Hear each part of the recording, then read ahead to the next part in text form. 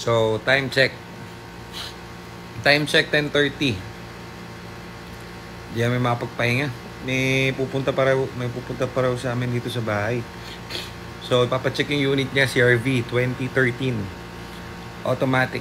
So, nantok na ako pero malakas sa atin si sir eh. So, kapitbahay lang din natin dito sa Santa Mesa. So, sige, check na rin natin. Mag-i-eskinol na sana ako. Eh, makabul pa. Bayan. Check pa lang naman. Checkin muna natin. Pasukin mo.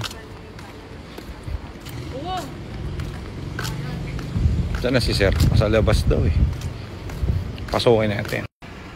So, time check. Oras na. 10:30 na. May bumibisita pa rin sa atin. Matindi ano. Mukhang magandang CRV 2013 na yun Special delivery. Pogi. Check natin. So naka-mugs na rin. Naka-exhaust. Color black. Matic. Tapos si sir gusto deliver. Wow, we. Ayan si Boss Nico. Chachagin niya na. Nabundol pa si sir papunta rito. Exciting. So, ito yung loob. Check natin. So, it's a 107k mileage na. Pero naka... Oops! Naka... Oh, yung bango Hindi na may Bombay. Ito. Naka-head unit na. Then... Hop! Rack and pinion check. So... Tingnan natin kung may gas si sir. May gas si sir? Ay, hindi. Empty. Nako po.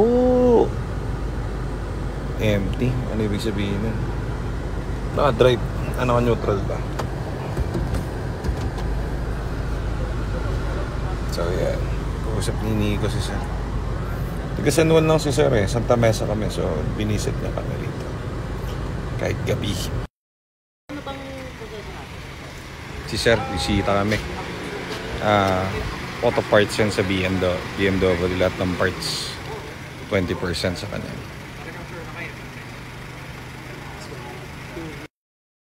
Ganda pa 20s na XXR Max.